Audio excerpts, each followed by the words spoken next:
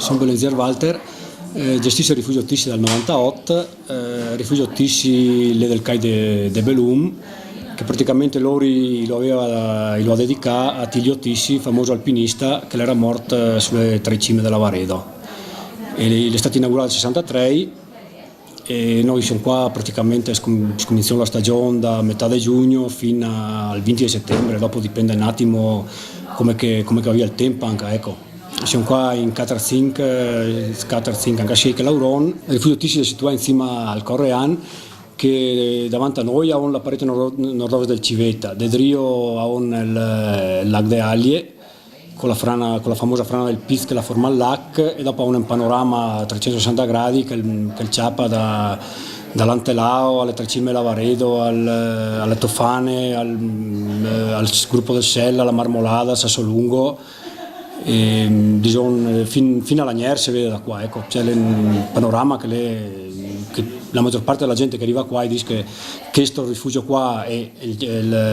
l'Antelao, il Nuvolao, scusa, uno dei più panoramici che è in giro, e di fronte a noi ha la parete nord-ovest del Civetta che l'ha fatta la storia al sesto grado, ha cominciato dal 21, la salita della via tedeschi a destra del Cristallo, la Soleder, dopo le varie vie di Philip, Andrik, Aste, Tissi, il famoso Tissi che ha dedicato al rifugio Tissi, e dopo le nuove generazioni da Messner ai vari Bau e a Christoph Heinz. Allora il nostro rifugio praticamente ha 70 posti letto, che ne è 49 di rifugio, e dopo ne 20 di sotto che sarebbe il bivacco invernale, il Camerone. E la gente che frequenta il rifugio, parecchi stranieri, la maggior parte dei stranieri che lo frequenta o fa la Monaco Venezia oppure l'Alta Via numero 1, che mi pare che è stata abbastanza nuovo rilanciata, e in parte alpinisti che vengono a fare le salite sulla parete nord-ovest, e anche le famiglie che vengono su per fare un giro un dì, e magari qualche gruppo del CAI, specialmente i fine settimana di luglio, e dopo le abbastanza frequentate anche via per il D. Noi abbiamo due bacini che arriva su dalla Val Zoldana a Aglie, e dopo dalla Vala Gordina, dal Vazzoler, chi parte lascia la macchina a Trieste, e là fa la salita in giornata, e viene qua e fa un giretto, o magari fa anche il giro del Civetta, insomma. Invece per il rifugio in gestione, perché intanto è una gran passione per la montagna, dopo si va anche a rampegare una volta, e comunque non è gestire il rifugio a queste quote qua non è semplice, perché se qua ti manca valc, non è che come tu da noi in Aglie ti vado in cooperativa, ti compri una roba. Qua su state smente valta la teleferica, per fare un giro in teleferica mi occorre un'ora del tempo, insomma, ecco. La teleferica arriva a Masarè, più o meno fa una al dì in agosto, e se no generalmente in luglio così ti do 2-3 alla settimana.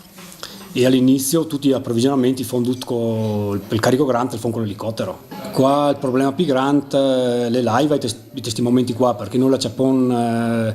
su un nevaio tra la cima dei Gasperi e su alto, e là ogni primavera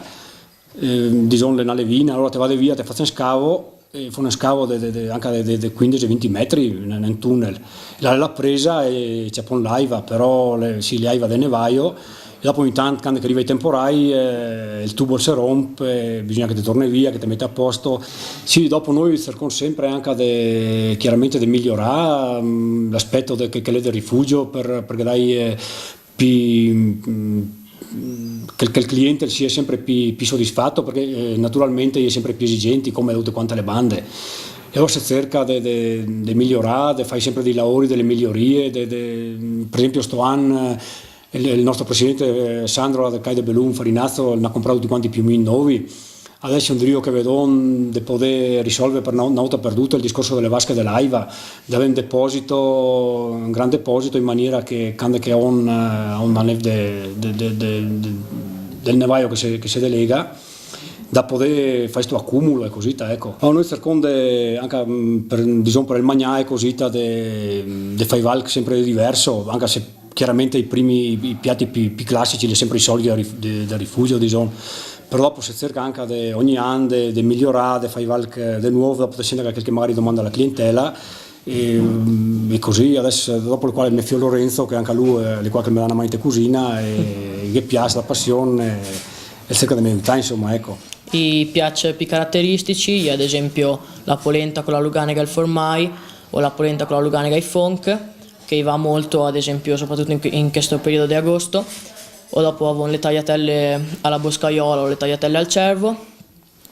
oppure i classici spaghetti a ragù o spaghetti al pomodoro, il minestrone, e ogni anno si cerca di mettere qualche off, soprattutto ascoltando alla clientela. Noi di casa nostra fanno i dolci, ad esempio il strudel o la crostata, oppure i graffogni della nonna e la torta di mele.